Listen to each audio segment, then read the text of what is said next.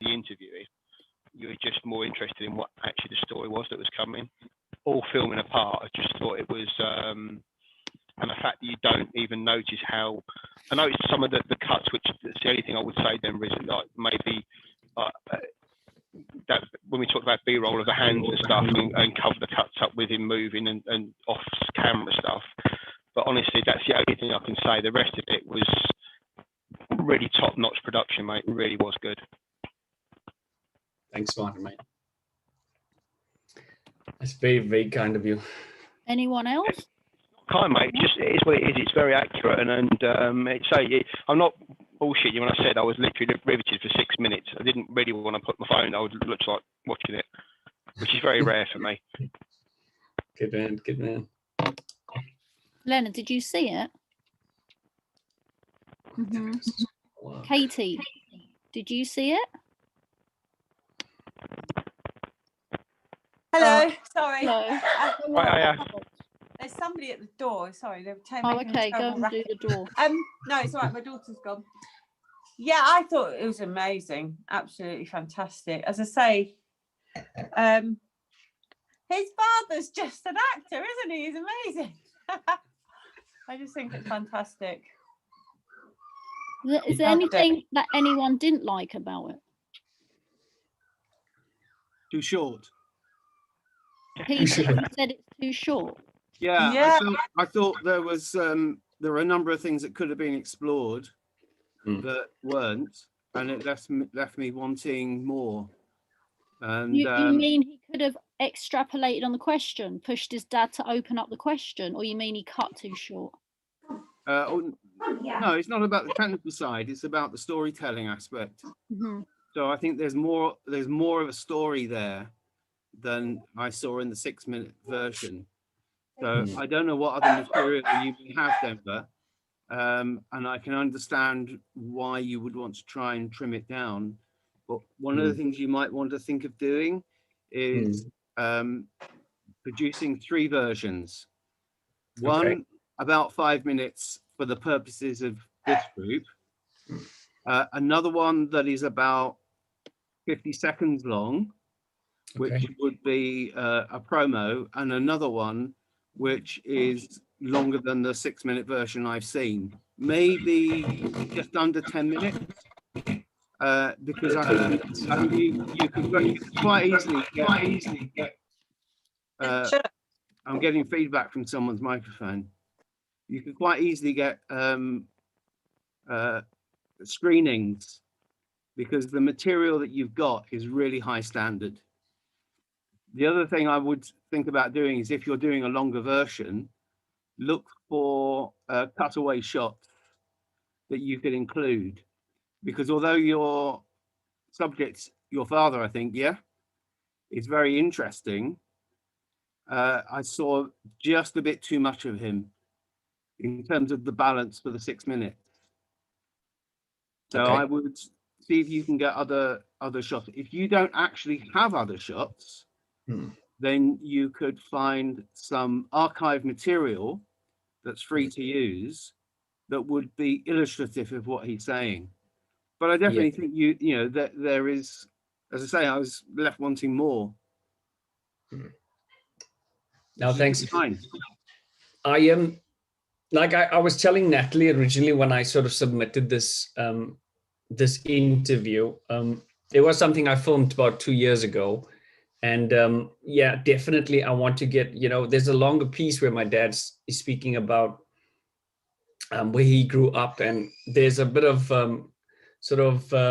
in South Africa, obviously went through apartheid. He sort of touched on that as well. So I definitely want to go online and get footage of my town during that, or any sort of information I can find, but I haven't got around to. Sort of trying to get archive footage. Or can I ask what the location is within South Africa? Yeah, it's Port Elizabeth is the town. That's where my grandfather lived and died. Is that so? He's buried there. That's crazy. Yeah. It's absolutely. So are you South African then? No. Okay, born here, but yeah. I mean, apart from that personal connection, I was an anti-apartheid campaigner. Wow. I don't know how that will go down now, but so I've got some connection with it. Okay. And I've got some understanding of the social circumstances that your father was living in. Yeah. And I really think you can explore a little bit more, perhaps with archive material, to illustrate what was going on. Because one of the things that was always missed out in the campaigns in relation to South Africa was what's it like for ordinary white people. Absolutely. I've not seen anything out there like that. And I don't even know if something like that would be aired in South Africa in this sort of current, time. Definitely something that needs to be shot there and maybe even shared around the world, yeah, it's a crazy place. There's a recent feature-length documentary on the current situation as it reflects upon the financial scandal surrounding the former president, which is really very interesting. But obviously, it can't cover everything. I'll try and get a link to that, and I'm not sure you can see it without paying, but Okay.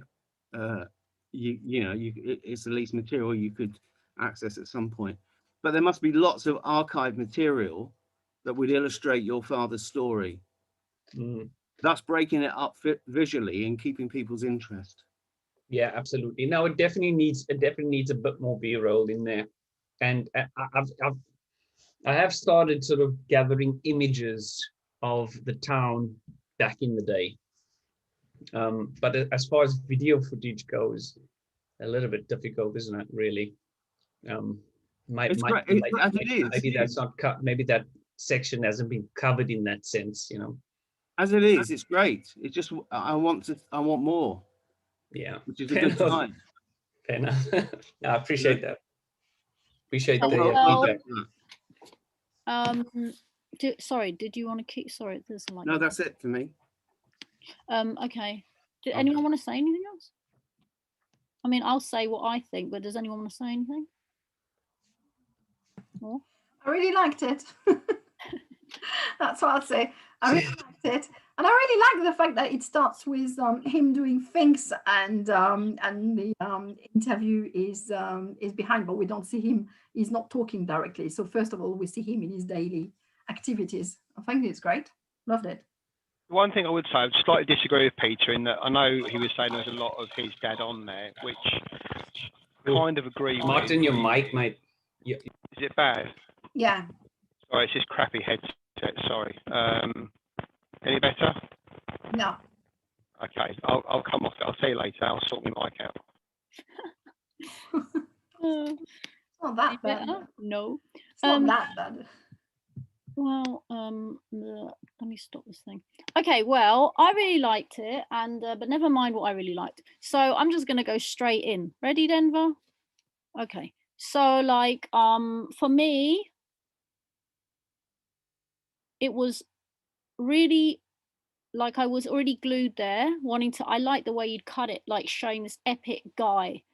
Like, could he be a gang? I was already like, is he a gangster? Is he a regular guy? Is he, what is he? Like, what's his sort of, like the way it like rolled in, right? And then, because he was just talking and talking, I couldn't focus. I needed something more. So I needed B-roll, which anyway, we didn't get to even, we haven't even talked about B-roll. This is building the cuts. So I needed B-roll. I felt like I needed to see B-roll. I didn't care what kind of B-roll it was. You could have spent a few days of him watching him go on the barbecue and doing close-ups of the hands, the wrinkles of the hands, or whatever. It wouldn't matter. I needed B-roll to feel him more. I wanted to feel him by seeing his B-roll. And then that's the character. And then I already felt like I want more story about his story, like Peter's saying. So I want either archive footage to feel what it was like back in those days when someone had that gun or whatever. So like zoom in on a certain place in Port Elizabeth or certain archive, or even if it's not Port Elizabeth, because this is storytelling, filmmaking, so you can manipulate and you can just get some archive in Cape Town. Like, who cares? Like, if you haven't got Port Elizabeth, I would have been satisfied with stuff, and that depends on you as a filmmaker. Like, you know, do you feel like that's breaking the thing because that's nothing to do with Port Elizabeth because you're all the way on the, you know, Cape Town's totally different story at that time, or can it represent similar information as what your dad was going through at that time? Black and white stuff, you know, maybe. Also,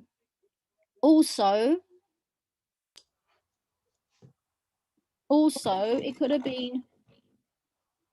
been done, I don't know how this could work, but you could have done it from black and white to color, because you could have told that story, having like the black and white stuff as like past story and then the color is current action.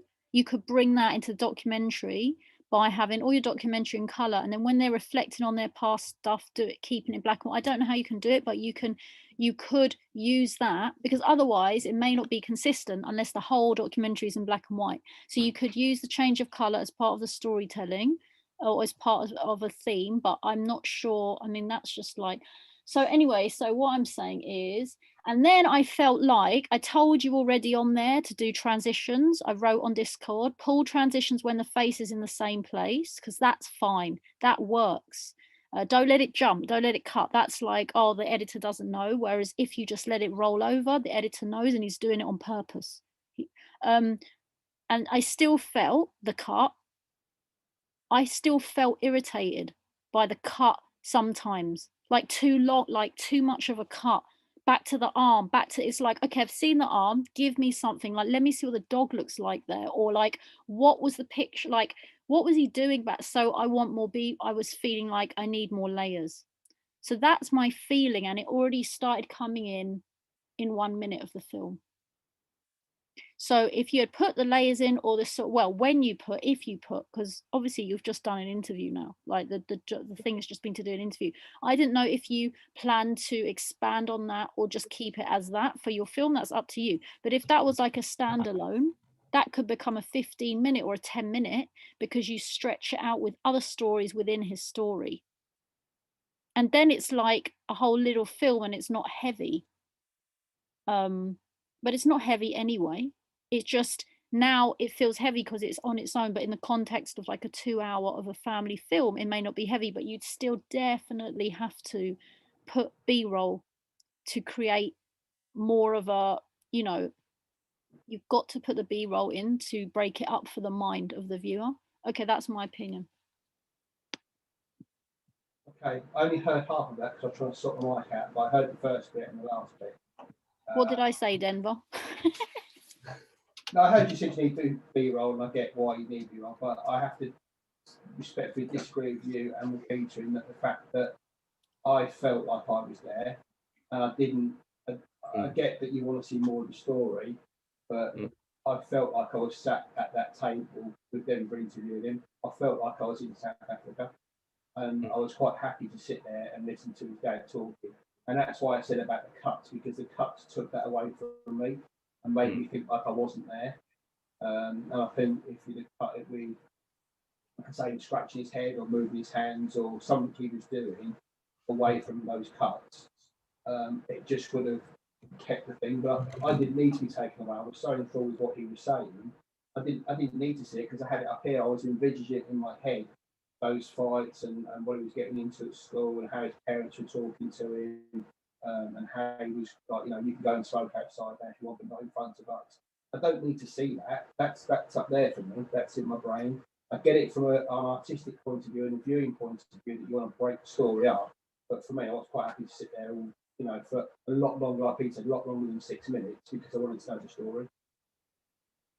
Yeah, totally. That's like if you just do a talking head part and you don't make it in, you put that talking head within a 2 hour or 1 hour film, then I would keep it like no B-roll on his conversation. Maybe like you did the bit, like you did the fade outs to, you know, some old photos, you know, that kind of thing. But apart from that, I wouldn't move it. But if it's a standalone, I'll put B-roll in it. So it's as simple as us playing with, you know what I mean? Because we know that's part of a documentary you're doing, you know. But if you were running that as a standalone, which is what I'm getting everyone, you know, but so that's what yeah. Like what, it was similar to how Tanya put her B-roll in, because that was all interview there. So she did a standalone, but if she was just interviewing her father, and putting it inside, it would have been much more effective for her to keep the camera on him and show us him, even if it's just fading across. So yeah, it depends on the context. But okay, so but anyway, it might not be a bad idea for you to source the B-rolls anyway and the archive, because you want to tell the story of your family and how it was for them. Oh yeah, it's totally on the to-do list. Like I said, I mean, I'm still gathering a lot more footage from my family, my brothers and sisters. They're going to be telling stories of growing up with my dad and how terrible he was, and you know, all along the lines of sort of just something fun. You know, just the entire documentary is for my kid. At the end of the day, it's for my son. My dad's in his approaching his 80s now. He's not doing fantastic. By the time my son knows that's his granddad, you know, my dad would have maybe moved on. So that's the idea of this project, is to carry on that lineage, you know, have that knowledge there of what his grandfather was like, or something we can watch as a family. I don't know, every couple of so years, we can revert back to it, hear a little bit about my dad and the fun stories, and you can hear his voice, get his energy, which is why I didn't really want to throw too much in there. You know, if I have to add loads and loads of B-roll for my family, they're going to be like, what is this, man? I just want to see my dad, you know? So I totally get it. I think everything you put in there, all the feedback you guys gave me today, 100%, I totally agree with. But more cuts, but more B-roll, something to tell the story visually, 100%. I can't fault any of it. I think it's just because I might still be looking at this documentary from how I want to see it for my family and my son. He's not going to be interested in too many cuts of hands, etc. He wants to see, you know, my dad. Yeah, so, that would work for the. So then for me, I would just transition your cuts with a cross dissolve and see how it feels. Not when you cut to different scene, you know what I mean? I'm just talking about if it's a similar positioning, I would transition. And then I think that probably, bring it, you know, that's as far as I would go with it. I mean, I wouldn't change any. I was thinking I would do some cuts and clean up where he was like, he repeats something and he's like, da da da, and I would cut that out. So I'll save time through that. But if you like that character and if you like that feel of the way he talks, then I would keep it. You know what I mean? It just depends on you. You're directing it with those choices. Yeah, I mean, look, from the thing I'm doing with my family, I want to keep my dad's every essence in there. I think for a 5-minute interview and what we're aiming to achieve here, 100%, I think maybe I should have been a bit more ruthless with a couple of things, but you guys don't know my dad. And I want to convey that character, you know, whether he mumbles his words or whether he repeats something, and, you know, how long it maybe takes him to think when he composes a sentence, or what's that, pardon? This is really typical of there's like some echo. You see, like when you give, like, if you give a cut to different people, they always have their own understanding and opinion. If you give it to like a producer or something, they're going to say, it's got to be like X, Y, and Z. If you give it to, you know, and it's totally, this is the subjective thing that comes along. Obviously, if you're doing it for your family, yourself, you're not trying to commercialize who, you know, you're doing it and you're doing it for your thing. If you're doing it like you're trying to gain some kind of, you know, I don't know, like you're giving it to somebody else to, you know, or it's a commercial thing, you're trying to expand it, then it gets stricter. Like people are, you know, people get bored and people this and people that, so you get restricted and you're constantly, you know, so it's like, and then it's interesting because it's like there's a lot of attachment to our own product. Like I was talking about that before, there's the most attachment to your own personal product. Like it goes like that, like anything to do with family or anything to do with something that you have a projection and opinion in and you're doing because it almost mirrors something inside you. That's when it's the most difficult. That's when it's the most difficult. And actually, if you were to give that to someone who commercializes, they could completely transform and annihilate that and make that into something that is commercially viable. And there would be a commercial essence, not the person's essence. Like the market would just be making it the most viewable for everyone. So it's like really interesting because, you know, like the attachment to stuff is really, when I did the first one, I just put so much stuff in there because everything was so interesting and it meant everything and everything. And then when I did it, like I haven't even done it, but I kind of looked at it again and I would have cut that so differently. And then I started applying the cut that I would do when I'm detached and not caring anymore. And people were more impressed with that cut. They were like, wow, this is another level. This is a different kind of feel. This could be screen. This could be. So it was really interesting because it was the same projects. They were the same projects, but I was becoming really, after I filmed and after I had my own story, and like Peter's saying, like produce whatever, then I pulled out and said, well, I've done that now. It was what I was saying to you last time. I was getting it off my chest. I've done it like that now. I've included that. Now I'm going to do one for video, or now I'm going to do one for sales or whatever. And I would change everything. So it's really, really, you know, it depends on, like, you know, it depends on the market. There is no right way to do it. Denver, there's been some talk about silences in the film, and I know you like the silences. Yeah. One of the things that I'm reminded of is, I can't remember who said it, but it was some famous classical musician who says that the music is the space between the notes. So it's about the, you know, so much can hang on the silences that's of value to the listener or the viewer. So I wouldn't discourage you from using silences because it's that's where the music is. So you might want to think a lot about of time as well.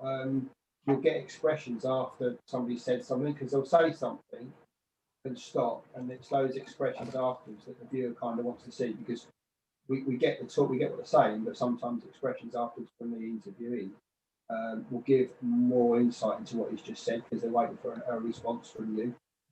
Absolutely. The other thing, Denver, is I saw a documentary this week called Windtopia.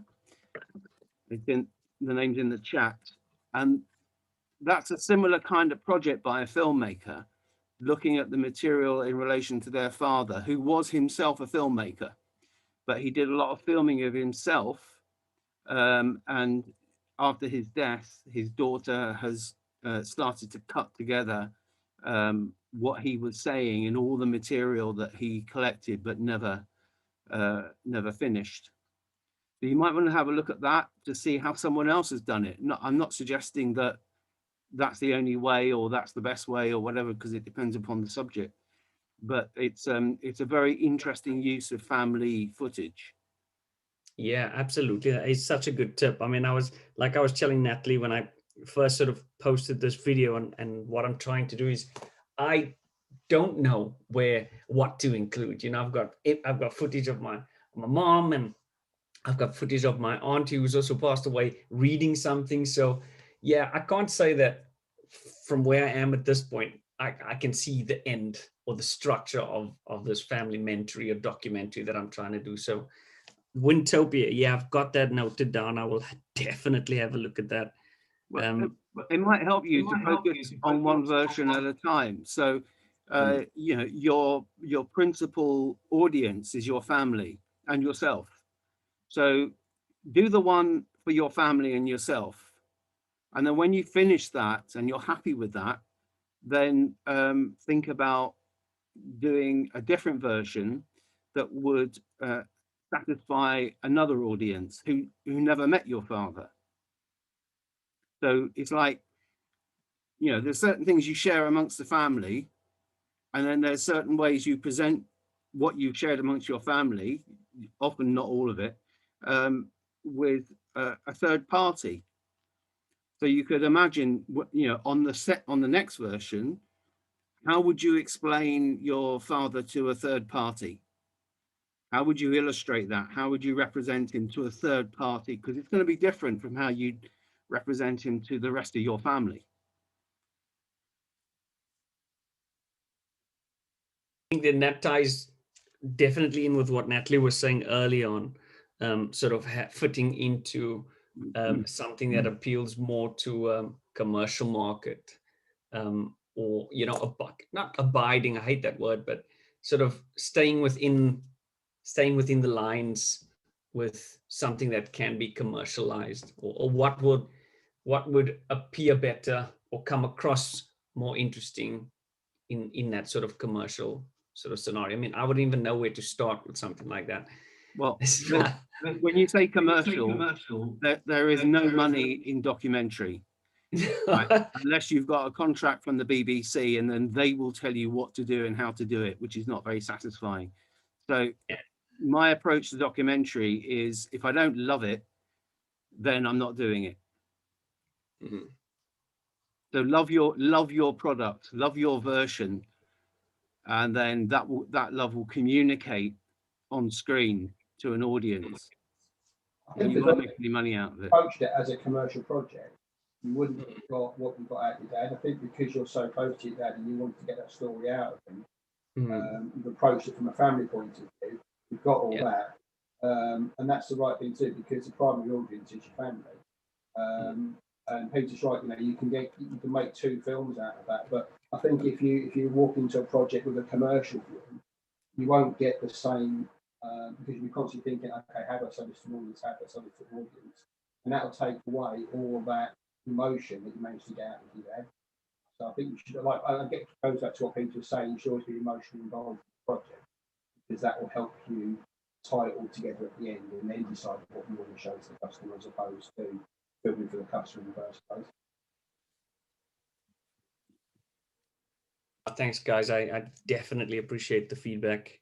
You know, a lot of times I find when you're in, I don't know if it's when you're in creating the music or creating the video, whatever it is you do, sometimes you do have a blinker on, because, you know, you tend to have what's in your mind come across, you know, whether you're filming or editing, you see it, you put it together.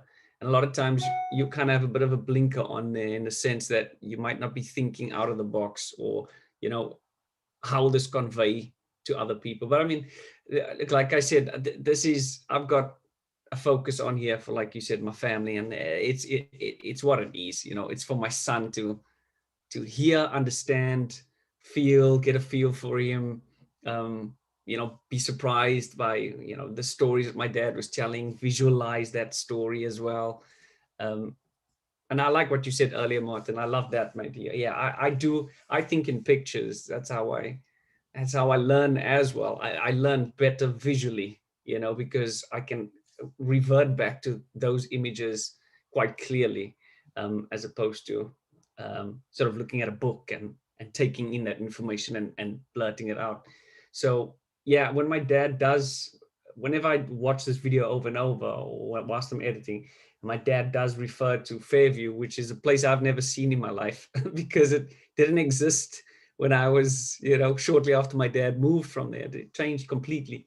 So when he tells me about that, I do imagine the road that he's talking about, and what it might look like, and, you know, the sounds that they might have there when he grew up, you know, as opposed to some of the sounds I've got here where I live, you know, motorways running by, helicopters, Chinooks flying over, you know. So I think I imagine that my dad it was really quiet, you know, it was really quiet back then where they used to live. It was foresty. It was, you know, you just hear wind and trees and, you know, a goat bleating somewhere, or, you know, something stirring in the bush there.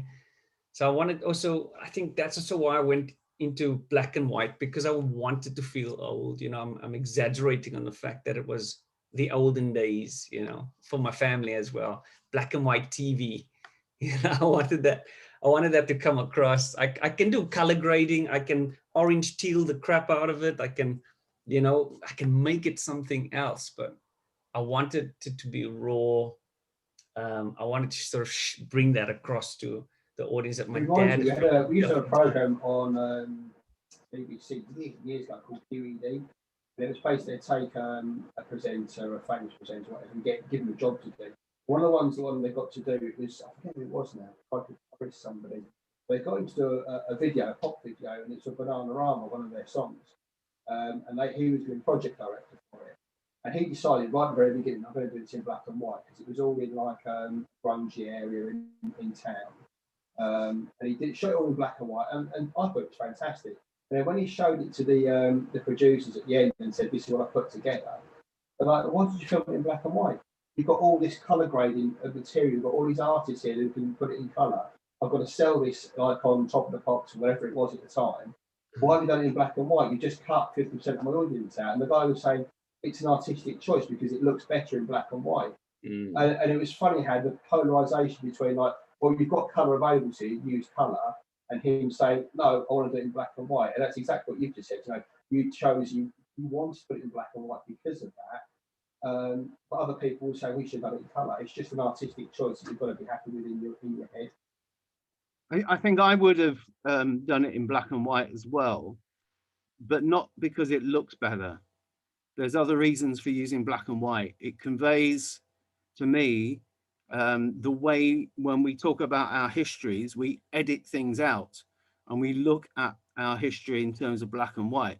And I think to some extent that is probably what he was doing, because everyone else seems to do that as well. We you know, insofar as we look at the nuances in our own personal histories, they're kind of simplified so that we can understand them and then tell others. So I think the fact that you did it in black and white has a significance beyond making a pretty picture. I think it was significant in terms of how we look at our histories.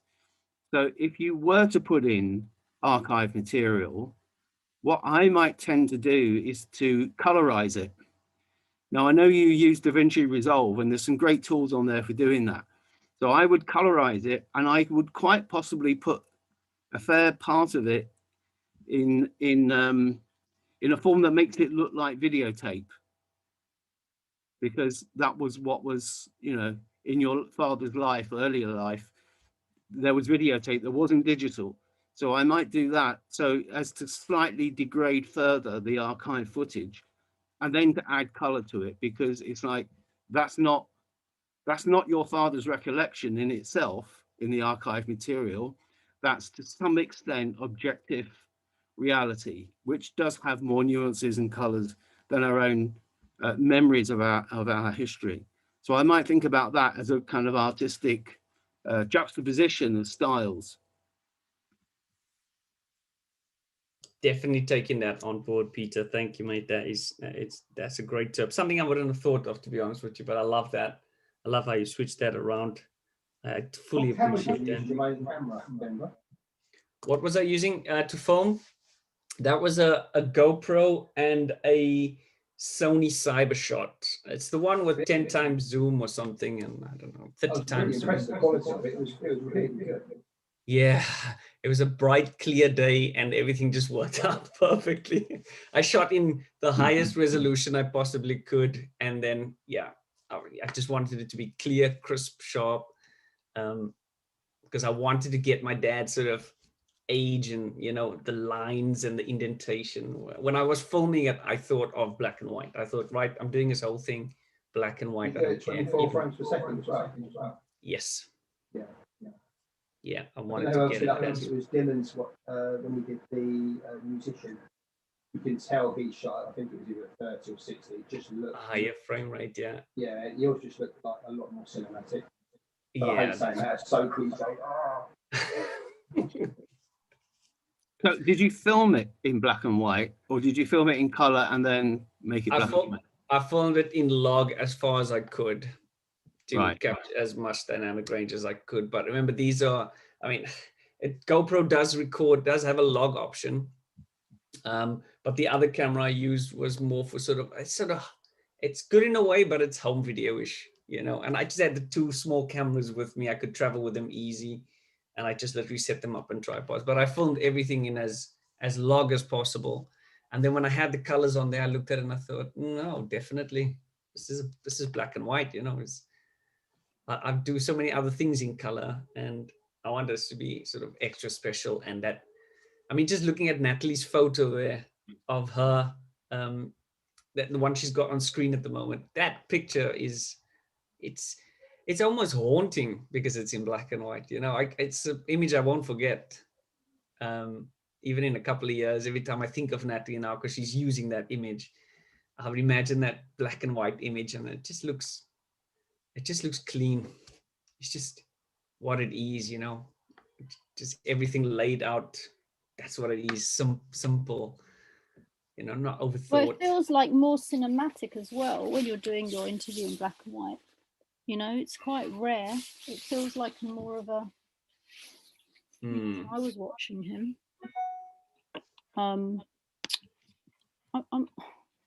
I'm trying to look on this Discord chat. Katie, you didn't put your film on there. That's just a referral, is it? Yeah, no, I've been hopeless. How's your, did it output or no?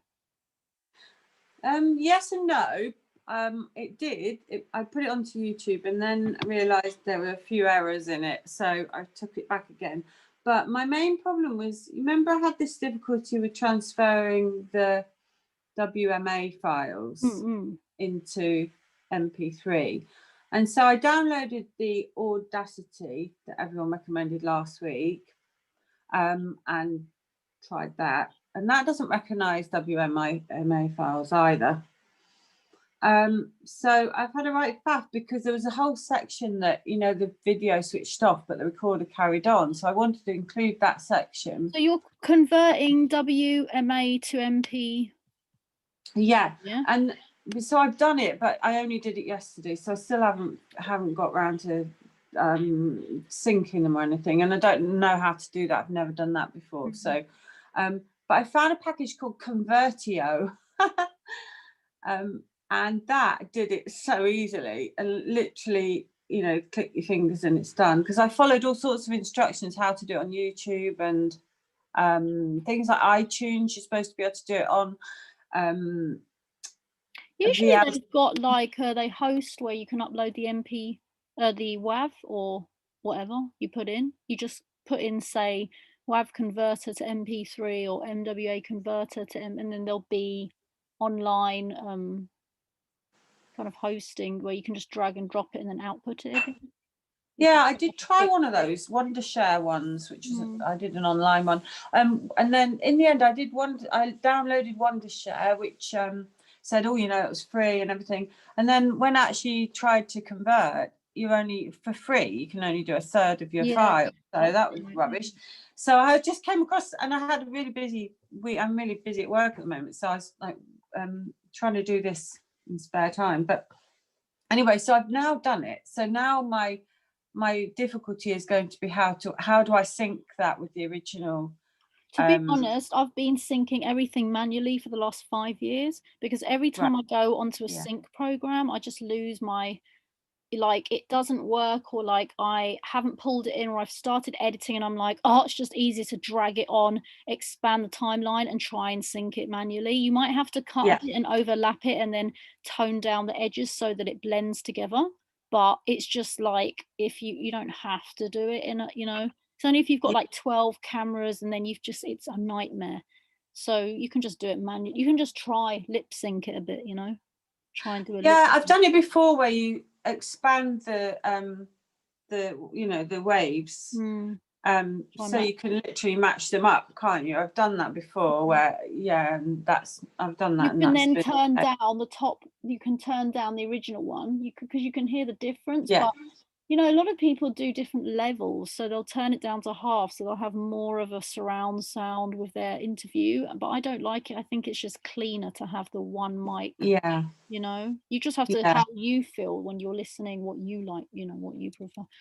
And I can identify with what is it Peter was saying to Denver about having different lengths, or was it? I think that was the conversation where you're having a short version and a longer version and a snapshot and things. I think that's definitely what I would do, because, and what you were saying as well was interesting about the how, I can't remember the terminology you used, but where you're interested in it yourself. So obviously it seems more interesting to you and you don't want to cut things out, but to someone else it might seem boring or you know, too long or something.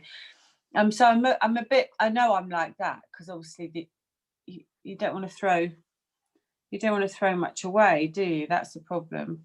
And also you don't want to throw the baby out with the bathwater either.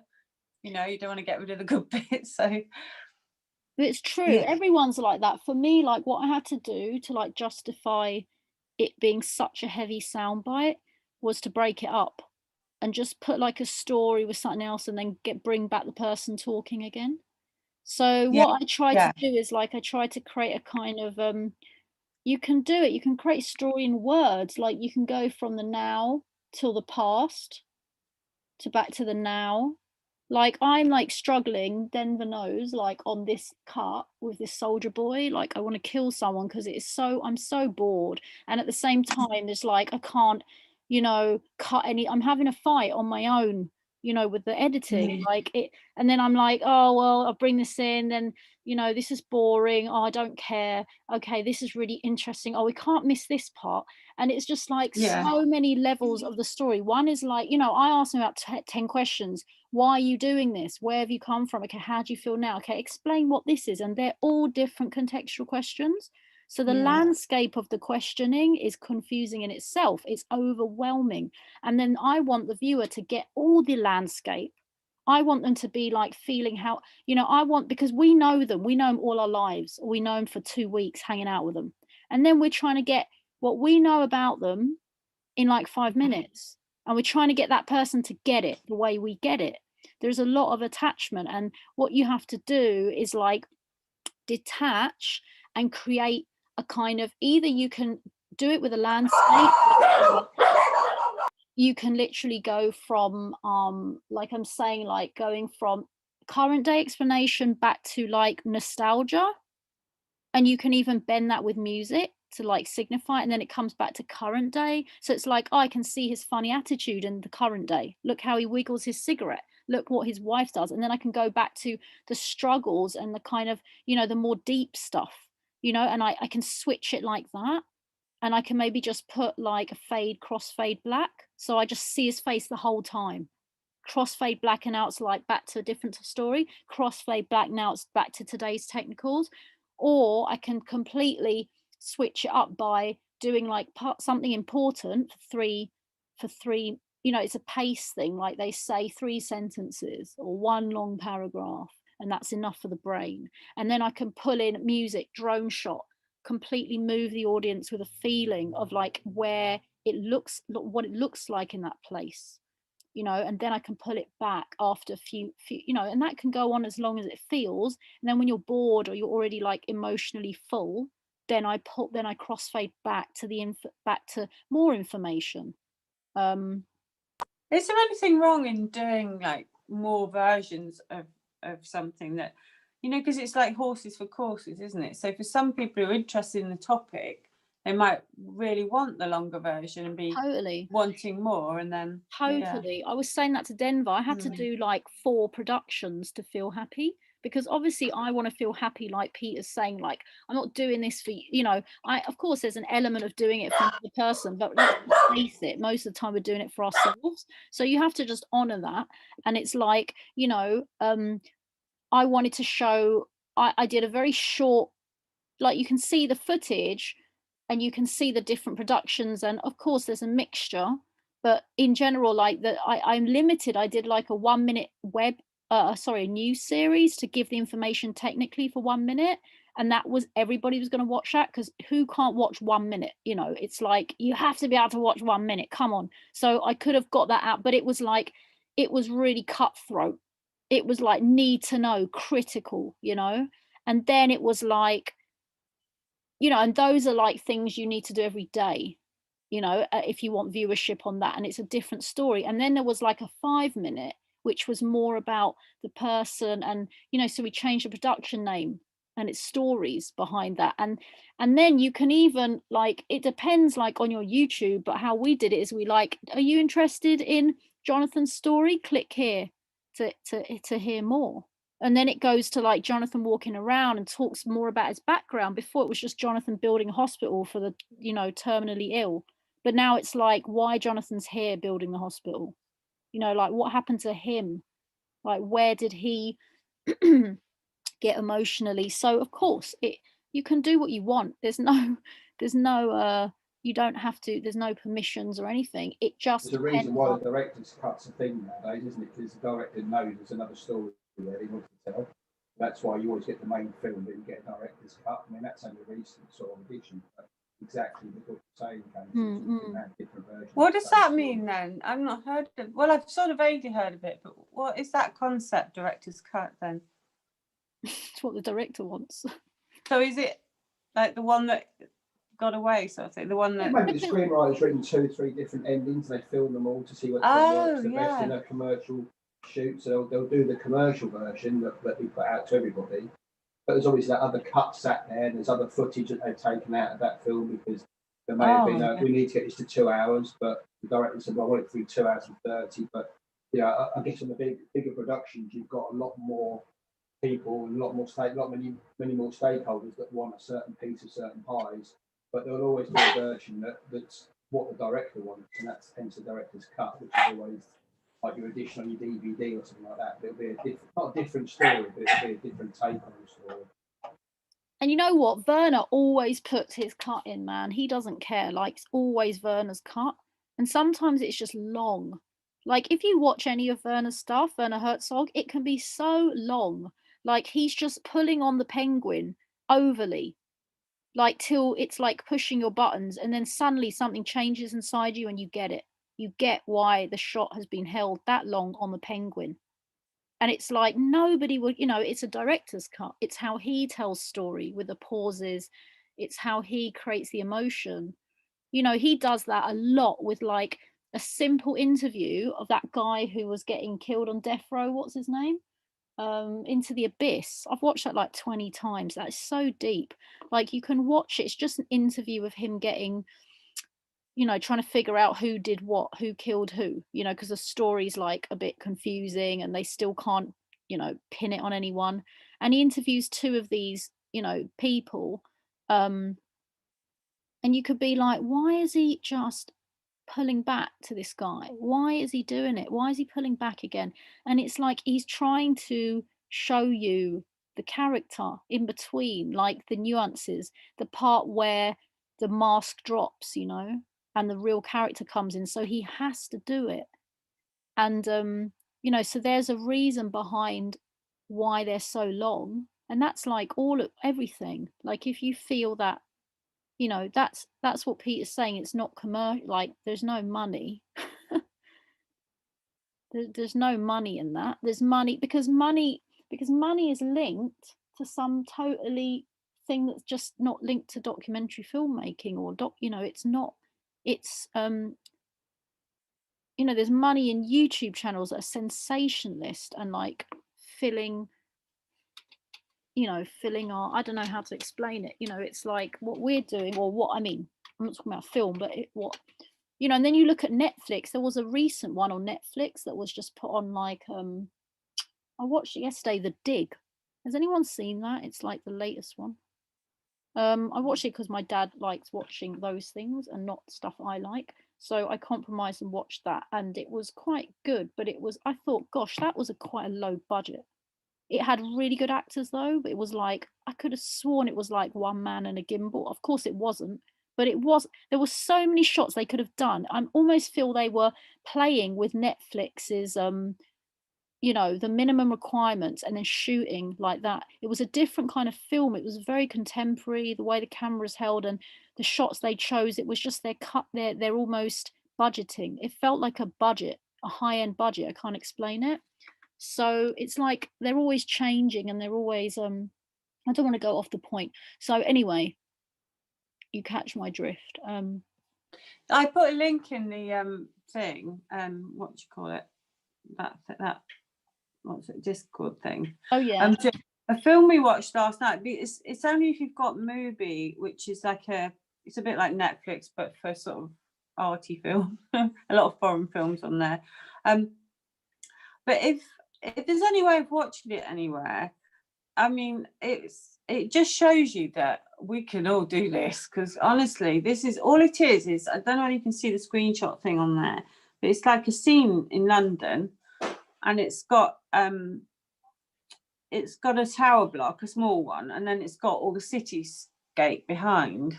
Citadel, and, that's the and it's really weird, and he has a bit of Boris talking about Brexit, and then he he uses weird techniques of lights coming on in some of these houses. So he's obviously filmed it all from his house. I think he must live there and this is his sort of outlook from his house.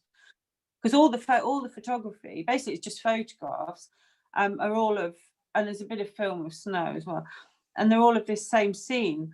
But I mean, it's so minimalist, and there's no real explanation of the story. There's no actors in it at all, and there's just some, as I say, there's lots of footage of just audio of Boris's various speeches and things. And I just thought I think it's about 16 minutes long or something. It's on, and I thought, isn't it? Yeah, and I thought if they can do it, we can do it. I mean, we can make a much better, interesting one than that. Because, well, if you get to see it, I'll see it, and then I'll see. I'll see what it is. It just shows what you can do. It's a really good example of what you can do and get it out there.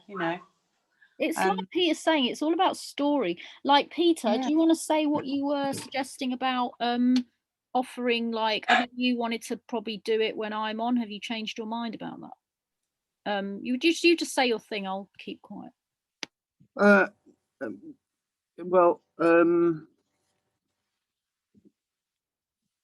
Ada asked me to consider running a separate session to the ones that she's running. I just want to say it's Tida. Sorry, Tida. Yeah, that's okay. Tida, Natalie, whatever you want, but it's not Tilda okay. for sure. And I thought, well, that involves a certain amount of preparation, and my time is actually quite limited for preparing. Then I thought around the issue about what could be presented, which wouldn't ask of me to spend several hours preparing for something. So I'm just about to start another documentary, which might be interesting to people if they see the end product, but I don't know. So I'm right at the beginning of it. I haven't spoken with the person that I'm doing it about. In fact, it's not so much about a person, it's more about a building. And what I planned to do was to develop a blog around the production of this documentary from beginning to end, where I set out what I'm thinking, as well as what I've done and what my reasons are and so on. And it occurred to me that what I could do is present that to the group within a kind of 10-15 minute space, not taking up all that time, but merely setting out what I was going to put in my next blog. So you would get the first hearing of what my thoughts were and what my planning was in relation to this particular new project. And then you could comment on it. And it might be that you don't have anything to say about it, or you might say, I would look at this, or I would look at that, or whatever. And, I might be able to say, well, I have considered that, and I'm not going to do that because of this, that, or the other. And it would be a chance for us to discuss the process of filmmaking within the context of a documentary rather than narrative, and to share our thoughts about it. And it may be that you get something from it in terms of how you think about the beginnings of another project. So I can give you an example. This week, I have been in contact with an opera singer in America who's interested in singing in the documentary. Now, it's not very often you get opera music in a documentary. Not all the music would be opera, but there I can imagine part of it would benefit in some way, even if it's simply artistic, with an operatic voice. So that's one thing I'm weighing up. It's not usual, it's not common to see opera in a documentary, unless it's a documentary about opera. but this would be an artistic way of representing some material. So I'm happy to give you the kind of pre-thoughts before I do the blog, and to hear the feedback you might have. Martin, can we maybe put like a channel, or I don't know if you guys discussed it already, but is there any way we can put a channel specifically to this project of Peter on Discord? Then is there something we can use one of the local environment one.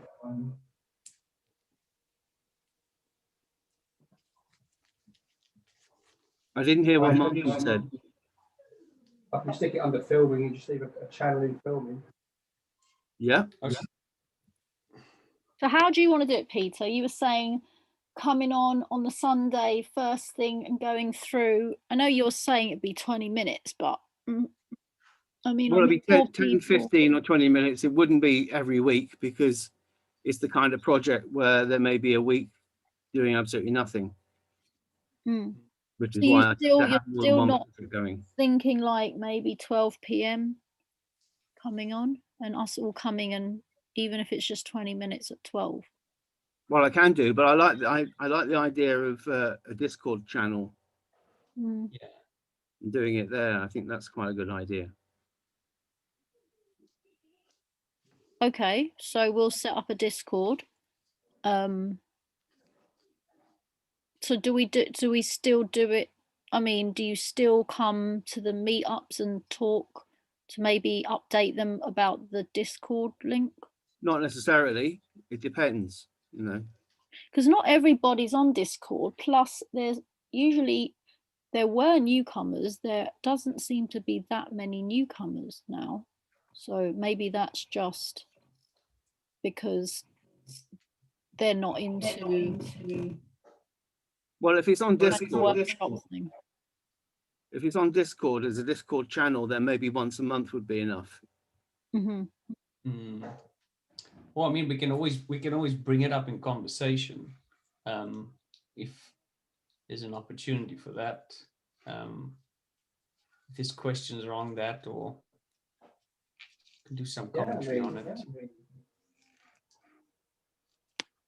Yeah, well, I mean, we'll set up the channel like I've chucked it on there already with the link in the side, but it's just under filming, under the filming category. Peter's project got it.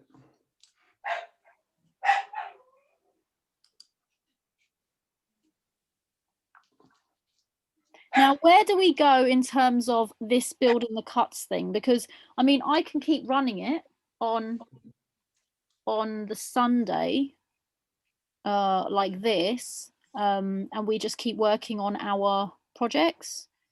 Does anyone want this to convert into like? So what I had in mind in the beginning was to work with what people are doing by themselves. Because like I always said, like it's easier when it's your own project and your own, it's okay doing a few things, you know, but it's always nicer to feel that every time you put in this time in, it's towards your own projects. So what I thought was that with the interview thing, it was just, you know, we've got to do interviews usually anyway. It's a good way to get like blood flowing kind of thing. But in terms of like our own projects, like that's why we started with log lines. So, I mean, I know all of us here have our own projects. Like the first meetup or the second meetup was discussing our log lines. So they're projects that we are going to do. So I'm wondering if we don't do something like that, where we continue these weekends working on our own projects, and rather than have to give anything in or whatever, unless we're ready, you know, we just say where we're at with our project. Like now we're doing this, now we're doing syncing, we're going to do this week, or, you know, what's the best thing to do. So we're having a social, but we're working towards building what it is we want to do. It's very motivating to have that, and to have people showing what they did. You know, I would show what I did. You know, I would join in and that's what I've been doing this week, or that's what this is how long it's taken me, or you know, so it's like getting a momentum. And I feel like when it's on our own projects, then we it's just a little bit easier, it's more personal. You know, like with Martin, he's written his script, he just wants to go and he hasn't had time to shoot it, you know, so like he might just be, you know, rather than doing these interviews and stuff, he might just think, how is he going to shoot that, or what, you know, what one weekend is he going to do, or whatever. I mean, you know, everyone's got their own, you know, Lena, you're doing films already, but you know your sound quality's got to be kind of worked on, but you know that. So I mean, you know, things like that, just like getting upgrading where we're at. Like Denver gave me a really good direction with my last cut. I didn't even know something that he told me about. So we can all benefit from using maybe the Sunday to work on our own stuff and then share it back. What does everyone think? Because otherwise we can just keep working on building this 5 minute, but it's like, if it's not, I mean, Denver's is, but if it, you know, there's other things, like there's other stuff we might want to bring in and so on. So how about we move it into that? What's happened to Roms? Has he finished his? Well, Yeah, I mean, Rom's challenge is really cutting it down. The thing is, like, you can't, it's really hard. You come along as a director or whatever, and everyone's got their own opinion about what they like, what they don't like. You can't go in there and be like, well, shut this down, look at this, cut this. You would produce something different and you'd be like, oh, wow, that's what it is. But it's like, everyone's their own artist. Everyone's got their own way. So all you can do is just be like, well, that was a bit long for me, or is there a reason behind that, or whatever. You know, if it's something that you genuinely have an infliction, like you really are I mean, it's not an infliction, but it's like you cannot detach from the things you're doing, then has something to be worked on. You know, that is something to be worked on. If you can't detach from what it is, and everything you do, you can't detach from it. I think from my side, you know, I think people underestimate fundamentals a lot. I mean, yeah, okay, we know, yes, you need bricks and mortar to build a house, but there's a lot more fundamentals that people, you know, assume others might know. And I think that comes across in videos sometimes. Like, for instance, I might not use the right transitions, whereas, you know, something that's sort of industry accepted, you might be able to point that out and say, you know what, when you do these things, do that. When you do a similar cut, you know, use this type of transition. It might be a light bulb moment. Well, it was a light bulb moment for me, because now I don't have to, you know, stick around with things like arrow iris and cross iris, and you know, it raises that level of film, which is, I imagine, that's what I'm hoping to gain. Yeah, I mean, that like fundamentals always. That's been quite strict in terms of the direction that I said last time. Like, if people want me to, you know, like I trained a girl who'd never filmed before. Like I said, we need to do this, you know, and I need you to do this, and are you up for it? And you're going to be X, Y, and Z. I need you to turn up at this time. I need you to be able to run this camera like this. I was very strict, and she spent 2 weeks cutting her first film, and I was just, you know, it was, but then when she got on the right thing, we went very fast with it. But I mean, I'm not a teacher. I'm not like, you know, I don't know how to teach or anything. But if you're okay with, if you can ask me, you know what I mean? Like, you can be like, because I don't want to, you know, like I always say that I don't want to say what I think, but you know, I kind of said what I thought. I kind of say what I think, like, if you want to hear it, like, I don't like that, or that can be cleaned up. Well, I would put some story in between because I'm too tired now, and then bring back that thing, you know, like that's what I think. And that's how I would direct. That's how I direct. And that girl was really, you know, she could take it, and she's really, really, she's very good now, actually. And she was kind of like you, Denver, like she's a smart girl, you know, like and the only reason that I even got something screened, okay, is because somebody was strict with me. really strict. You know, there was no well dones and all that when I was one of the times. Like, I remember in the very beginning, it was really tough for me because it was like I was feeling like you're not seeing and hearing me, you're not getting it, and it was taking everything personal, and it shouldn't have been personal. And then, you know, like I couldn't understand what this person was trying to say because it was just getting always too personal. And then when I just stepped back and just tried to listen to the technical reasons behind it, despite my own reasons for putting my composition in that way. Yeah. And even then, you know, like you've seen my stuff, you can see my stuff. So you can see where I'm coming from when I'm telling you this. So it's like, you know, if you don't like the stuff I do, you're not going to listen to me anyway, right? Because you're going to be like, she's talking, her stuff's rubbish. So it depends on if you like any of the stuff, you know, like, but I mean, like, I can say like with, you know, that one that got screened, it was quite strict, like in terms of, and I came with that, like no camera shake, tripod only, no panning, don't go into panning, 10-second rule, composition, good composition from the beginning, understanding how to frame the things, like lighting, knowing exactly how to hold that light, knowing, like having those headphones in, not compromising on any sound at all, not letting a little bit of wobble, cutting short, making the thing longer, slow motioning it rather than letting it wobble at the end, like anything to get it to that level of more professional. So anyway, and even of course, like that could have been cut better. Like I gave it to a director who does Nokia ads. He just does talking head ads for Nokia, right? And he had a whole other list. Like he had just a whole other story. It was amazing. So all you can do is just listen to all the different people and then just try the stuff out on your own. That's all you can do.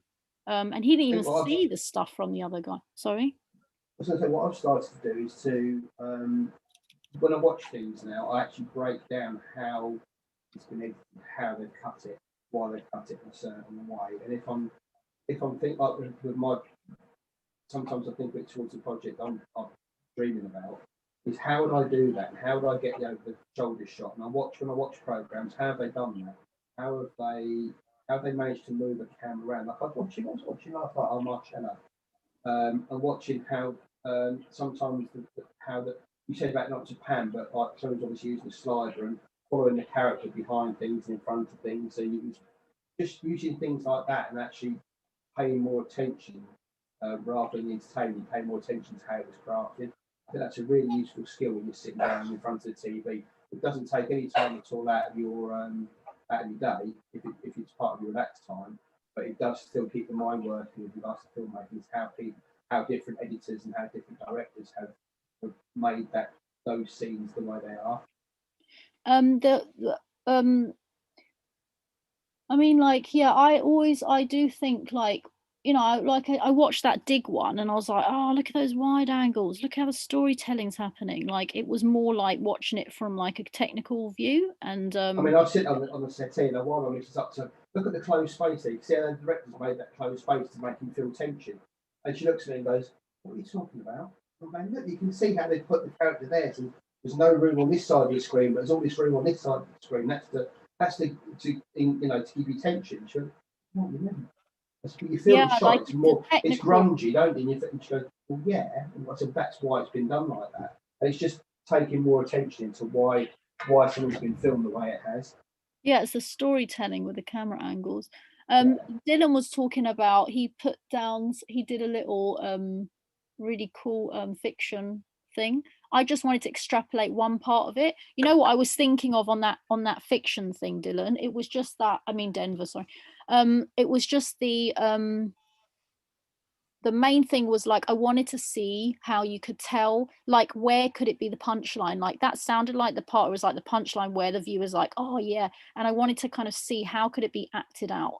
Like how can we act that part out? What happens? Does she like have heart problems when she's in the other girl's body? And then she would like, we have to kind of, but the rest of the story was like super, you know, and it was genius because it was last week we were talking about imagine filming, like because we're talking about like if you actually do some filming, you'll get you know, the practice. Imagine filming, everyone films in different places and so on, and then we stick it together. So Denver came up with a story that was quite good. But before you even can get to that, you honestly have to know how to hold your camera.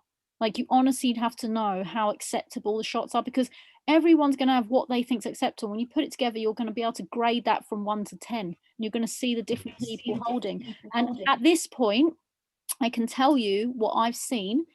Tanya's stuff, because she's a photographer, because she composes, okay, in terms of composition, I'm talking about, is like, you know, more acceptable, I can say. It doesn't mean it's the best, you know, like pacing. Denver, you can pace already. You already know how to tell the story with pacing. So that's like your editing, you see, and obviously the rest of it, like the way you shot and the choices and stuff like that. So, you know, it just depends. Like, everybody has their own yeah, like their own but you wouldn't be able to string them all together if everybody, like, if people don't know, you know, Human was made because everybody had a strict rule as to how to set up those 40 interviews. Yeah, I think with them, you know, I mean, I know not everybody's brought up to speed with it, but what, just in a nutshell, we were just having a conversation on Edit Night Party about sort of, you know what, we established that everybody's in different parts of the world. Some in Switzerland, and some are in Southwest London, and I'm in Colchester, and some is in Cambridge.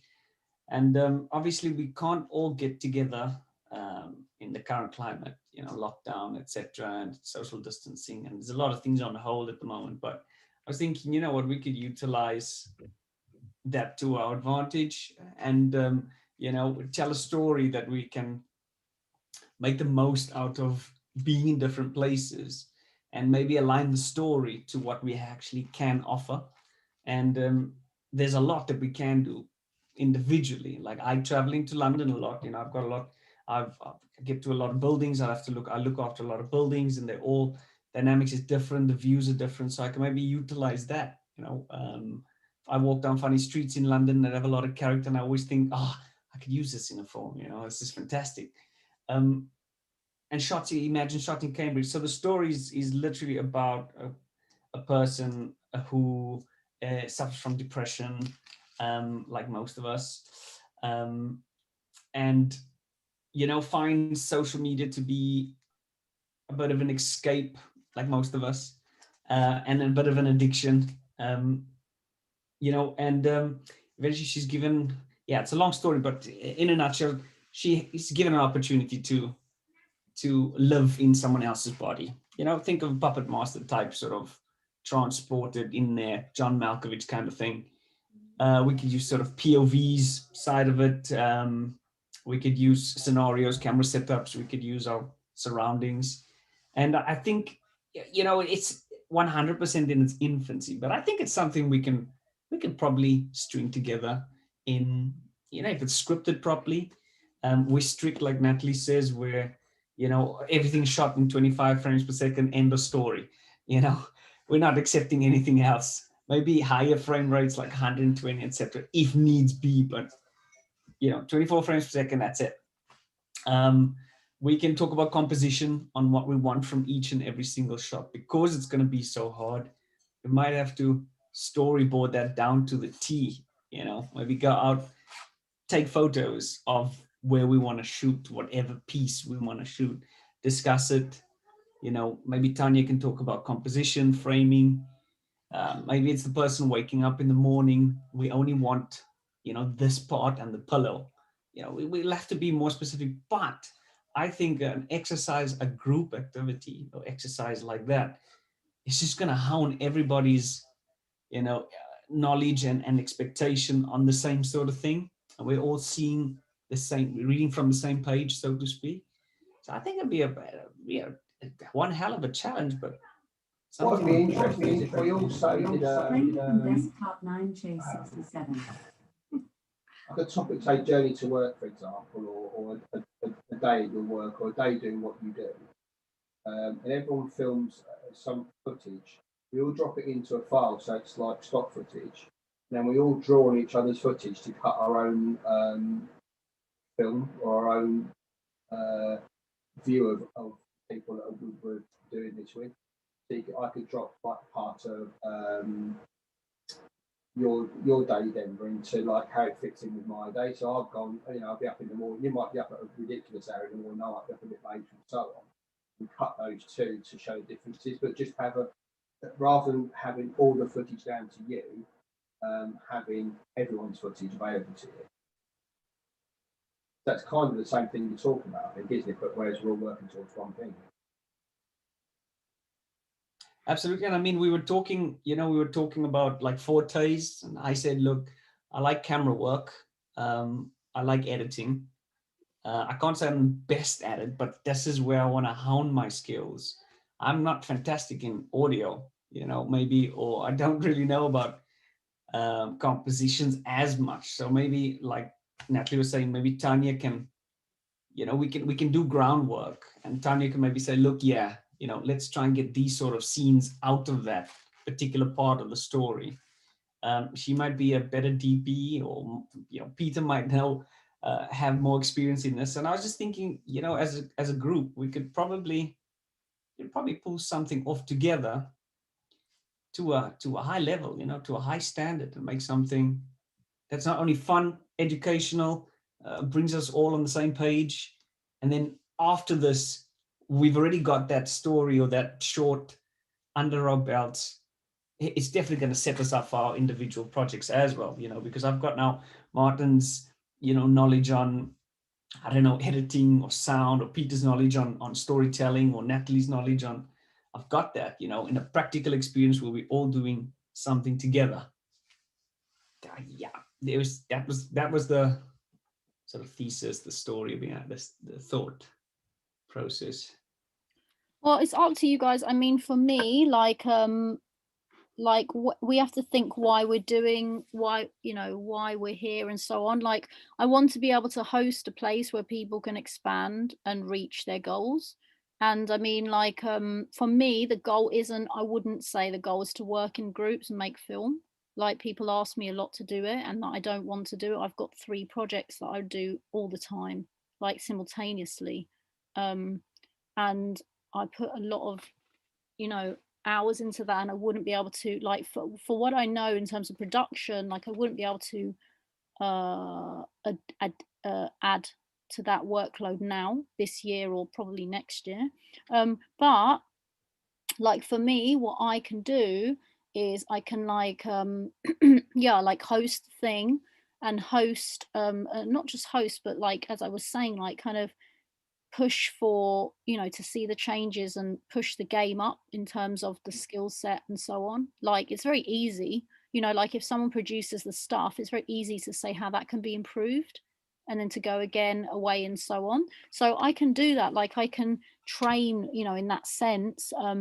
So if you get benefit from that, but we can see, like, it's very hard to even do something like that. Like, just the coffee cup thing was hard, like, because everyone's working, but at the same time we're here because we want to do film, right? So the only way to make film is to get up and do it. Like, you literally have to get up and do it, and you have to take that time, and you have to, so I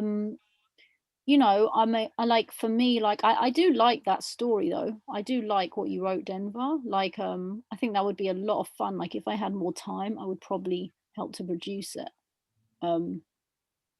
But it's totally different story. Like, you can't, those people, like, if you think about it technically, like, you can't produce, they're all subjects. You need actors, or unless it's us that's acting, who's holding the camera. Unless we're doing self, the whole thing is like, there's a whole production behind that script. Like, you can actually break down the production to produce that script, and how much it would cost, how much time, and so on. So, like, okay, so for me, that's what I would like to do. I mean, that's what I'm willing to do. So that's why I run it on the Sundays. And like, where we're at now in terms of like what we are producing, like, we can definitely improve on that. And like I was saying, like, we can definitely improve on, like, Lena, what is your next project, for example? No, it's still to do something about my mum, really. Yes, you were talking about that before. Exactly, and I had to pause because of other things, basically. Because, there's a lot of work and stuff like that. But I do love this group, but I'm like the nursery pupil in your master's group, if you see what I mean. So No, there's no master's group. no, it's true. Like that. I absolutely love listening and everything because you know, I have things that I have never even thought of, and I just think, you know, if I'm starting to edit, because I don't really do a lot of filming, so I'm gonna have to use things that I did before where the sound quality is still really bad, and I'm not good at filming or taking pictures anyway. But when I edit, you know, I listen to everything you say, and at least I want, you know, the first editing will probably be better than what I would have done anyway. Mm-hmm. I don't really have much to contribute, if you see what I mean. No, you don't have to at all. Like for me, you wanted to do something on your mum. So my question to you is, what have you done so far? Nothing, because I've had to deal with legal things instead. So Mm-hmm. well, yeah, I've actually got all my hard drives out, and I'm trying to find all the pictures and all the little clips of my mum. So okay, well, I mean, it could be for a lifetime of. And do you know what you want to do? Like, is it going to be like a long documentary, a short 5-minute film? Not at all. It's going to be a short 5 minutes, maybe 10 minutes film, with pictures, with my mum talking. You know, it's something. It's just to try to convey that she's a lovely person. It's to try to get people to love her through that, basically, and know something that they never knew of her. You know, have you interviewed your mum before on camera? Never, but I've always filmed her hair, for example. She would play and laugh with my daughter, like doing silly things with a wig on and play music. You know, the 5-minute interview, that was a project to film somebody, and that would be perfect for your. Yeah, but she's got Alzheimer now, so I can't sit really. You mean you don't want to film her? No, she's on final phase of Alzheimer, so I can't really. Plus, I only speak to her via Skype on a Friday, and to be honest with you, she no longer looks at me in the eyes, and she doesn't really say anything. And you know, so the best thing to do maybe is to take your archive footage, all your footages, and assembly line cut it. So if you can assembly line it, you can see what you've got, and that's something you can actually do. And I can check it and check for next week if you want to do that. That's a long job, but maybe not next week, maybe 2 weeks. Okay. So you see, like, I can help you in these ways, you know. Then what I do in your situation, when you're Skyping, get the screen recorder. I don't know if you do it on your phone or on your computer, on your laptop, but get a screen recorder and record every one of those meetings, because you might just be able to pull something out of Back to the Future that you can use. Yeah, I've tried. I've only recorded one actually so far, because the last 2 Skype sessions have been cancelled because they had Wi-Fi difficulties. But yeah, no, you're right. Yeah, I should, and I will. But too much of it, I think, would be boring. Really. Oh, absolutely. But you just might get a little gem out of it, you know, that you might be able to include. Yeah, no, it's a shame that I didn't do that before, but here you go. So, okay, well, I mean, let's close up today, and let's say that we're going to go away and actually do something, anything. Like, Martin, are you going to maybe do an interview, or do you want to just maybe bypass it? I mean, everyone's done an interview. Do you think it can be useful, or is it just hard to get your wife? No, I mean, I'm kind of the same as them, but I'm kind of the same as them in that my mum is approaching her 80s now. She's still got her marbles, and she's a lovely lady. But my daughter fell out with my stepdad or her husband, so they don't. My daughter now doesn't see her grandmother, but I know she's missing out. So part of me wants to film an interview with my mum and get her life story down there. So when my daughter grows up, if they don't ever make up, they don't ever speak to each other, I've made her something to remember who she was, and that's part of something. It's like a novel. I mean, I've shown you all the stuff I've got. You know, I am the ultimate all the gear, no idea. I've got everything I need to make a film. I've got everything up there I think I need to make a film. I've got all the ideas, I've got a storyboard, I can do all of that, but I haven't actually shot one thing that I'm happy with. And I know that's a confidence thing, I know that's a getting over it thing, but I think something like that with my mum might just get me past that initial you can do this stage. So then, that honestly, you're not the amateur in the group. I'm exactly the same as you, despite sounding like I know everything. I know nothing until I produce anything. So that's part of my next stage. But the trouble is holding down a pressure job, as you all know. You've all got your own full-time commitments. It's so difficult to set aside X amount of time to go and put it together. And that's my main challenge. Is if I was retired, I'd crack on with it today and just get on over all the hurdles. But I always find there's something in the way. Well, and that's part of why I did that 10-second cup of tea commercial, because that made me do something. I had to get up and do it. And even that I found hard to do time-wise. So, I mean, like, I can say that probably everyone's,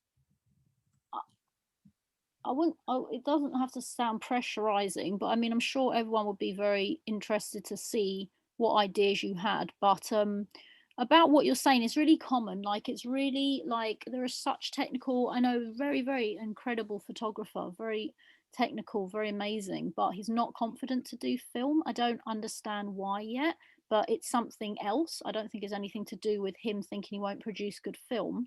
I think that, you know, there's a lot of stories, like we say. Everybody's going to fail. Like my stuff's so rubbish. Like in the beginning, my stuff was so rubbish. And you know what I realized is that my ego was just so it was just like not matchable, because it was like I was expecting my stuff to be good, but it's like I haven't been to film school. I'm watching YouTube's comparing. I mean, that's not the way it works. Like I realized that was something else inside me. So I had to try to tell myself this makes me happy, and that's why I'm doing it. And so I continued doing these YouTubes, and it didn't matter if anyone watched it or not. And that was my biggest hurdle, like going into film. It was a very personal battle. And I realized it was all on I'm not saying this about others, I'm just sharing my story, that it was all on my own ego. So like for me, it hurt if people didn't like something, or, you know, it hurt if I didn't get the attention. And that was just all my own story. And I realized like that's not going to help me actually produce something that I want. So I had to push that aside and then just be kind to myself and learn to be like, yeah, it's shit, but it get better. Like that's really shit, but it's only slightly better than the one before that was really shit. And so like I had to move, push, and keep creating and keep asking and keep observing how miserable I felt, like in my body at my own, you know, issues. And then I realized that shit, man, this is like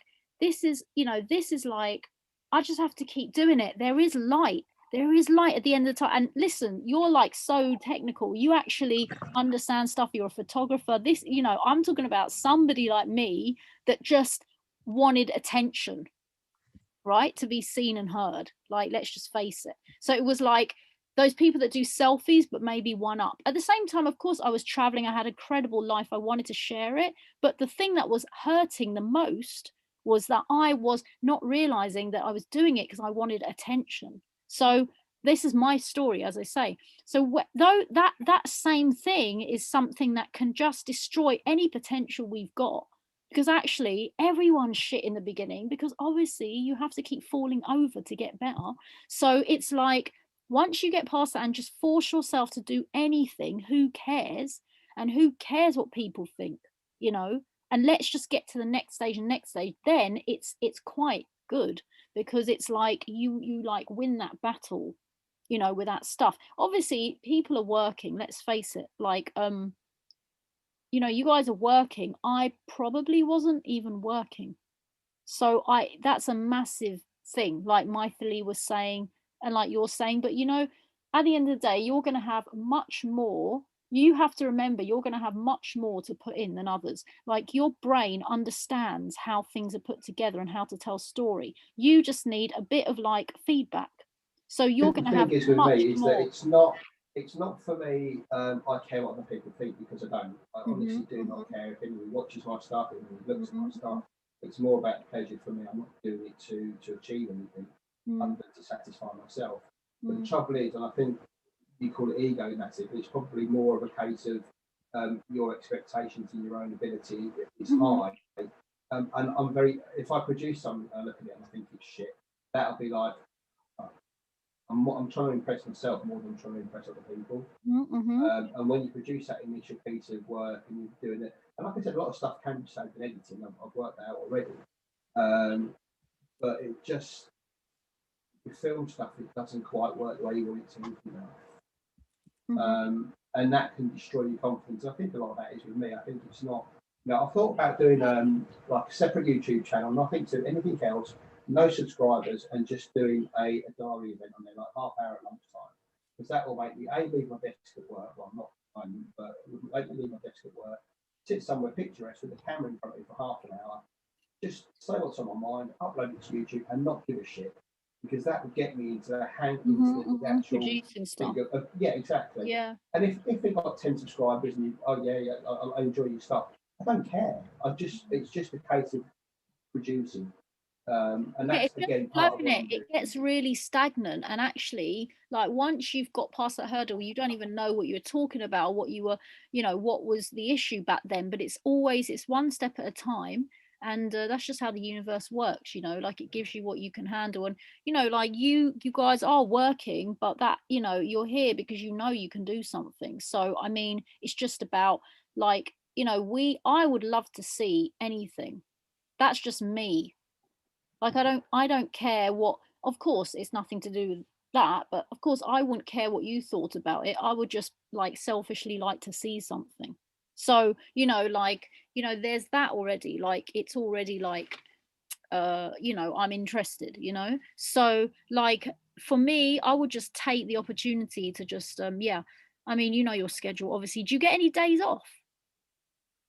Well, the manager, I can kind of come and go and do what I please, but I'm in a small team, and if it doesn't get done, you have to do it, right? Yeah. So I mean, again, like my work day is boring to me. I enjoy it, don't get me wrong, but it's boring. It's the same old repetitive shit. But to you, you've never seen it before. So I could show you what I do, and you might think, oh my God, that's amazing. But to me, it's just like, yeah, that's what I do every day. But that's the same for everybody. I can follow your day and think, oh my God, you've got a really interesting life. And you're thinking, I haven't really. So a fight with the editing. It's just how you look at it, isn't it? I'm not really good at doing anything, but I just think that for 1 minute of film that I'm editing, honestly, it takes me 10 hours.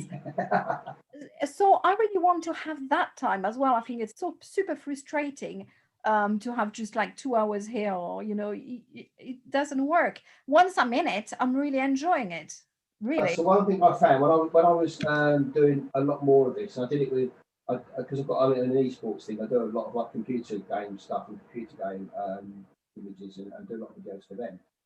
And one thing I found when I was doing a lot of those is you get a lot quicker on your editing.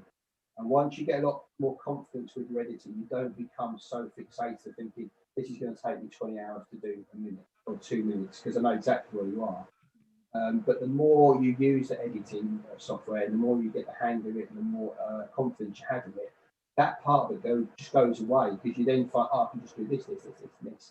And it doesn't become that big burden you've got on your shoulder, not just shooting the footage, you think, shit, I've got to edit it as well. And that just comes from just putting the time in and the hours and the legs. I mean, Ben will tell you the same thing, you've just got to do it. Lena, I spend an average of 25 hours to get 1 minute of finished. 1 good minute. Okay, that makes me feel good. Because it's absolutely right. The more you practice, the quicker you get at the things you're practicing. But then there's other things to take into account, because you come across more techniques and more ideas because you have the time to think about them.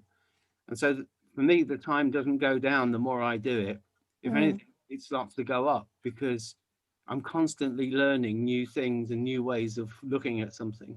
I mean, this is DIY filmmakers, right? This is not like I've got £2 million and I can pay an editor and just bark orders to. I mean, that's what, that director that I checked with, that's what he does in Nokia. You think he knows how to cut? Well, actually, he does. He's done his own podcast, which is incredible for somebody who's a first time. Like, actually, it's beyond incredible. But and this guy's, and that's because he's maybe more like perfectionist, like Martin's saying, where he just cannot put anything out till it's flipping perfect. But then his standards are very high. He's surrounded by filmmakers, he's surrounded by editors. He says exactly what he thinks. He's already been doing graphics for 20 years. So it depends on, you know, it just depends on your background as well as to how you're going to enter into it. But anyway, it's, you know, like everyone's saying, you just got to keep doing it. It's correct. Like it takes 25 hours. It takes more. It takes a long time because you really see things every time differently when you sit back and you have to watch things again and again. I've got a quick question. Do you put everything on the timeline and then you trim all the films because there's always, you know, only like 5 seconds of interest in every single film? What are you using? Trim them individually, save them like that, and then put them on your timeline. What software are you using? Power Director. Never heard of that.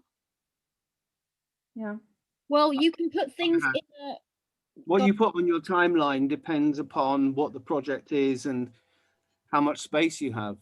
But if you put everything all on the timeline at the beginning, then you might find that you become confused. So I tend to go, all right, I'm going to do this bit first and then that bit and so on, and just put on the timeline what I need to deal with the point that I'm trying to represent. Yeah, but mind you, I'm not, yeah. Another way. Yeah, I'm always I don't make any points. I just show people basically. So one film is about my mom, one film is about my sister or my daughter. So it's not really a point. It's about showing them in the best light. If you see what I mean. But still, I just find that the clips, I have a film, for example, of like 3 minutes. It's only 5 seconds that are interesting. So I always put everything on the timeline and then trim. But yeah, it becomes really annoying. And then when you put the music and you want to change something, I don't know, when you want to redo it, it seems a bit complicated, especially if the sound wasn't good. So I wonder if I should trim every single clip first.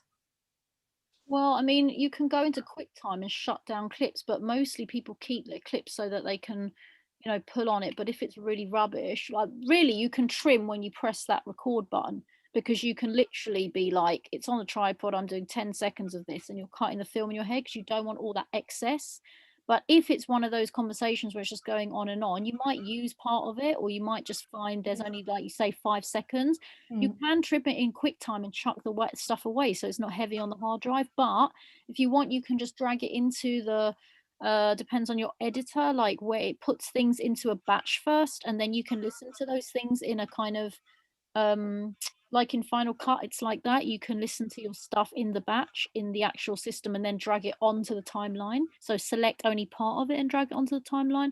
But anyway, you know, the Wednesday's meant to be that. Like on Wednesday I was just cutting an existing project, but this Wednesday I'm going to start a new one because I think it's easier when people see you making it from nothing.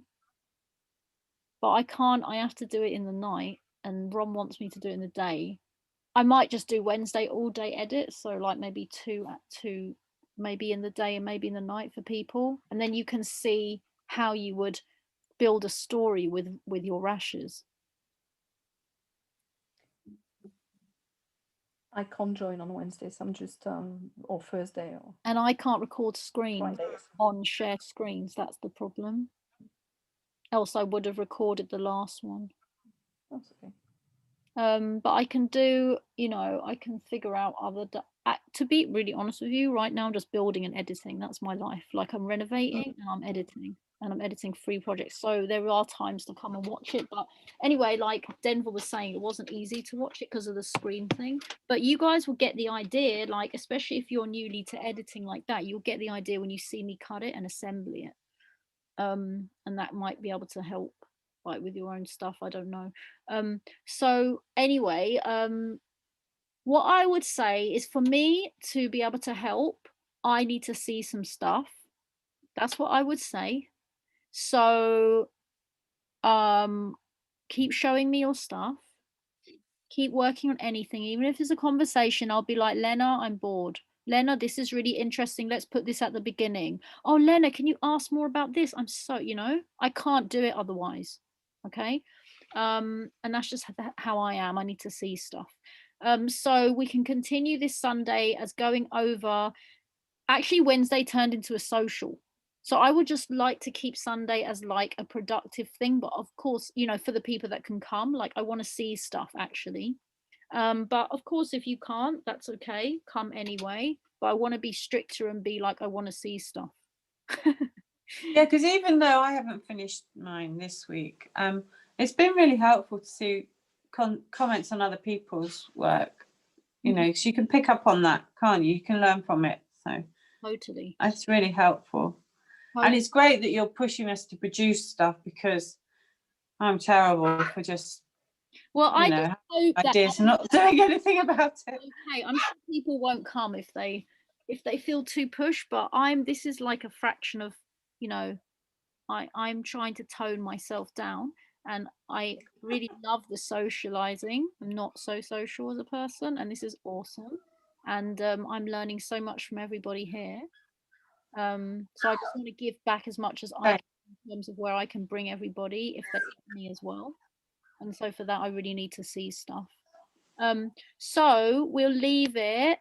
It's now 3 o'clock. Did we decide, because I feel like Peter, with your thing, it's going to be really beneficial. Are we doing Discord, or do you just want to come as well on the Sundays and chat before anything and be like, I'm doing, like, if you've got something, come, you know what I mean? I'll think about it. What I'm thinking now is that I just do the blog and then let you and give you a link to it. And if you want to read it, you read it. And if someone's got any questions, they can ask me either on a Sunday or by email or whatever. Yeah, that's a good idea. Great. Thanks, Peter.